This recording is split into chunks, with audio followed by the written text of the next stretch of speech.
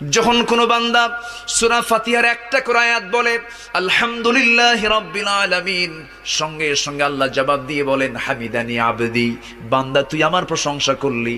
আর রহমানির রহিম যখন বলে আল্লাহ বলেন আসনা আলাইয়া আবদি।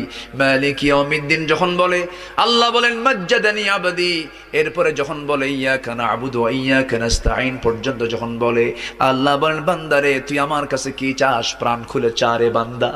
ইহদিনাস সিরাতাল মুস্তাকিম থেকে শুরু করে নিয়া ওয়ালাদ-দাল্লিন পর্যন্ত যখন বান্দা বলে তখন আল্লাহ বলেন বান্দা নামাজের মধ্যে এমন প্রেমের খেলা খেললি বান্দা, তুই যা চাইলি সব আমি আল্লাহ কবুল করলাম। ওই বান্দা যখন রুকুতে যায় আল্লাহ তখন অস্থির হন।